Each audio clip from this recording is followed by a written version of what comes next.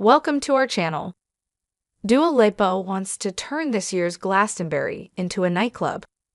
Straight after the performance, she bounced off the stage into an interview with the BBC. But as she sat down, she winced. "I've done myself an injury," she confessed.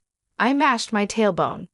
It was an aggravation of an old injury caused by the whiplash intensity of her dancing. I was doing all sorts of crazy stuff, and when I got off stage, I could barely walk," she admitted.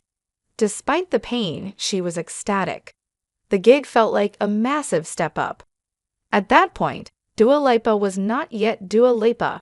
The globe-conquering, Brit Award-winning, pandemic soundtracking, Barbie-starring purveyor of glossy disco pop. But 1 month later, she released the pastel-hued video for New Rules, and her career changed overnight. A #1 in the UK and her first hit in the US, the song's message of female solidarity propelled her into main pop girl territory after years of hustling behind the scenes. The song clocked up its 3 billionth play on YouTube this January, just as Dua started ramping up the campaign for her highly anticipated third album, Radical Optimism. It's a record that sees her navigating life after a major breakup and establishing new rules to break a pattern of dating wrong-uns. "Before, I would see a red flag and be like, 'Oh, how beautiful,'" she laughs. "It could be anything, one sly, demeaning comment that you brush off, and then you realize it's a pattern. I've learned to not kid myself." Those lessons permeate the album's punchy, keyed-up dance anthems. On the singles training season and Houdini, she vets prospective partners and shows the door to anyone who falls below her standards. The lyrics were inspired by a string of bad dates she endured after coming out of a 2-year relationship with Anwar Hadid, brother of Bella and Gigi Hadid. But how does dating work for someone at Dua Lipa's level of fame? Are people intimidated to ask her out? "I don't know if people feel free to approach me," Dua muses. "Maybe. Dating apps, for me, I don't think would work. They might think they're being catfished. I like to go on a friend's recommendation. It makes it easier when they're vetted." When a match is made, her expectations for a first date are charmingly unstary. "I like a walk in the park," she says. "You can chat and walk and get to know someone. No frills. It doesn't have to be anything fancy. Having a good conversation is the best thing. That's how you see if you gel, if there's a spark. For now, at least, that's not a concern." Dua has been in a relationship with British actor Callum Turner since the beginning of the year, and her personal life will have to take a backseat as she gears up for a busy summer. Radical Optimism is released on Friday, with Dua hosting and singing on Saturday Night Live a day later. The last British artist invited to do that was Harry Styles. In addition, she's got her podcast series, the weekly arts and culture newsletter service 95, and an upcoming Disney documentary series about Camden's music scene, which she executive produced. But looming over everything is Dua's return to Glastonbury, this time on the pyramid stage. "I think about it all the time," she says. 50% of my thoughts go to Glastonbury, then the rest are for everyday tasks." Her journey to the top of the bill is a story of aspiration, setbacks, and tenacity that goes right back to childhood. Dua was born in London in 1995, about 3 years after her parents, Dukegjan and Anisa, emigrated from Kosovo, having witnessed the beginnings of what would become the Balkan Wars. A natural performer, Dua's enthusiasm was thwarted by her primary school music teacher, who put her through a humiliating public audition in front of the whole school. "He started playing the piano, and I'm trying to hit this high note, and nothing comes out. Literally just aired," she recalls. "Everyone in assembly laughed. I was so embarrassed. It was a big moment for me in my life." Salvation came at the Sylvia Young Theatre School, where the young Dua Lipa enrolled as a weekend student. There, she was taken under the wing of singing tutor Ray Lamb. Recognizing that her voice skewed towards the lower end of the mezzo-soprano range, He instantly removed her from the junior choir and put her in with the teens.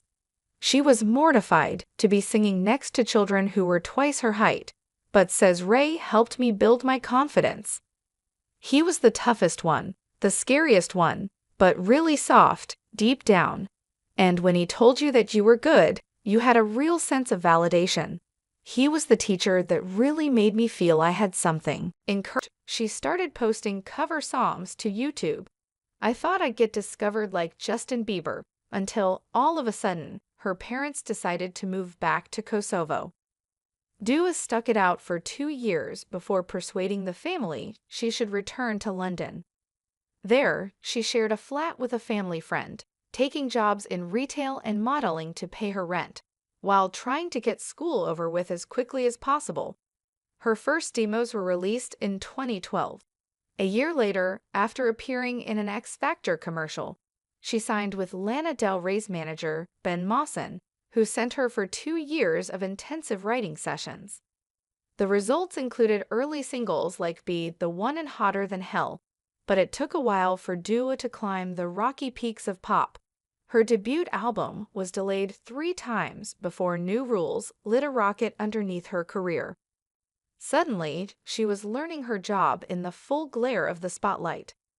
Some of her early TV performances lacked polish, as the singer got used to juggling live vocals with camera angles and choreography. A stilted performance at a German festival spawned the "Go Girl, Give Us Nothing" meme, which still stings to this day. It made me feel like maybe I wasn't good enough or I didn't deserve to be there. I wasn't cut out to be a musician. She told America's National Public Radio in 2022. These days, those early wobbles are a distant memory. Dua opened both the 2024 Grammy and the Brit Awards with high-concept, acrobatic dance numbers that could have been lifted straight from a movie musical. Creating those performances counts as some of the most rewarding work I have done with an artist in my career, says her longtime choreographer Charm Ladonna. I really admire Dua's work ethic and the grit she has to keep challenging herself as a performer. We have such a good time creating together that at the end of the day, it doesn't feel like work.